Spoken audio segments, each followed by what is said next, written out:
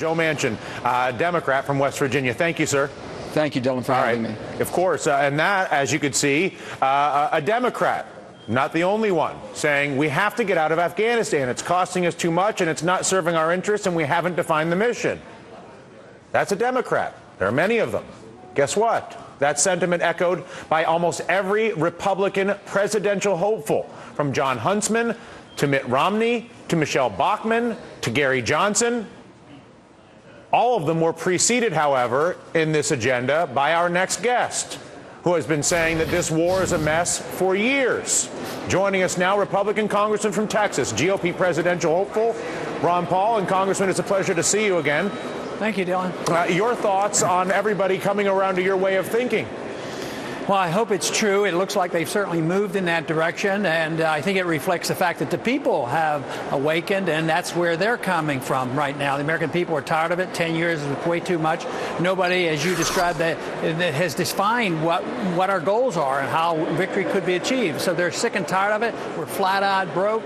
The sooner the better. I thought something you mentioned was very, very important. They bring a token 10,000 troops home, or a few troops, but you mentioned the fact of the contractors. What if they add 10,000, contracting out this war? It was done in Iraq, and now it's been done in Afghanistan. It's much bigger than just measuring the number of troops there, but overall it's the policy. What are we there for? What is the purpose? Does it serve our interests, our national interests? And I would say no, there's no real purpose there.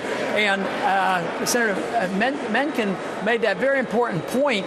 China's achieving more than we achieve with all our fighting and killing and militarism, and the Chinese are out classifying us as capitalists. They loan us money, and they invest their money because they have most of our money. We've spent it over there. So we have really turned our system on its head, and we have to change it. But economic events are going to force us to do it, and I think it's coming soon. How do we exploit this opportunity of a field in the Republican primary that almost to a man or a woman wants redefinition of the Afghanistan mission, if not outright troop withdrawal, along with everybody from Senator Joe Manchin, Senator Bernie Sanders? I can line up a whole string of Democrats who would agree with you.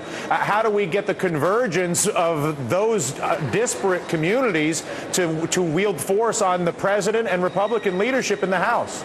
Well, I can see why people become disenchanted because, when George Bush Jr. ran in the year 2000, I liked what he was saying. He said we should have a humble foreign policy. We shouldn't be a nation building. But immediately afterwards, he changed that policy. And then Obama was elected more or less as the peace candidate. Most people held on and say, he will change the direction of the George Bush administration, but nothing changes. So that's why the American people get so tired of it all. But I think it won't happen until we're routed for economic reasons, like the Soviets were routed. Because right now, even with a fancy speech tonight, I don't think we're going to lie back and say, hey, we finally turned the ban and we are leaving. I think we're there for a long time to come. I think we're there as long as the people will take our dollars, and we're going to keep spending. Very, very dangerous situation. Would you ultimately argue that the narrative you just described from George Bush to President Obama, we're talking about Republican and Democratic leadership in terms of their rhetoric, that the inability for the machine to respond to the people is a direct reflection of the military-industrial complex's control of all of our military resources and foreign policy? No, I think so. I think the control is by the special interests, just as the control for bailing out the banks and the big corporations. The people didn't want that. They're the ones who got shortchanged on that. And when it comes to our foreign policy, it's managed by the big corporations. It's managed by, those who make a lot of money, the war profits. And it's a form of corporatism that exists. And that's why we are getting a growing consensus with this from the progressive left as well as the libertarian right. We are coming together, but it's just a major undertaking to attack the status quo, and because you just can't always believe the rhetoric. I mean, the people have been hoodwinked too many times. They have to be able to trust the individual who says enough is enough, it's time to come home, and certainly that is my position. A long time ago, I thought we should have come home.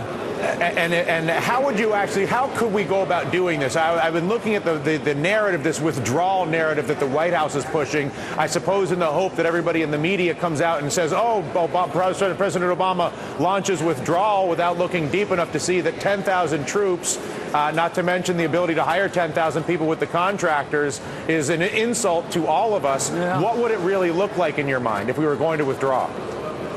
Well, there would be an announcement. Our president could do it. He's in charge of the troops. He can just say, look, it's time to come home. We're going to back off. We're going to systematically come home as safely as possible and as quickly as possible. And I think once the announcement was made and the people knew we were serious, there would be a lot of reassurance. Maybe some of the American capitalists would once again invest some money, as the Chinese capitalists are doing right now. I mean, the Chinese not only are investing in Afghanistan, they're investing in Iran. We want to fight. We want another war with Iran, instead of saying, well, why don't we spread our goodness by trading with people? I mean, there was one time, of course, in recent memory, especially for me, that all we did was want to shoot and kill each other over the Korean War and the Chinese. But now we trade with the Chinese. I mean, what is so terrible about that? Because it is the way to preserve peace and prosperity at the same time. Yeah, listen, Congressman, as I said to Senator Manchin, I'll say it to you, I could not agree more, and I wish you all the best in your efforts, and we'll do everything we can to help you, particularly on the issue of the war. Thank you, Congressman. Thank you very much. All right, Ron Paul.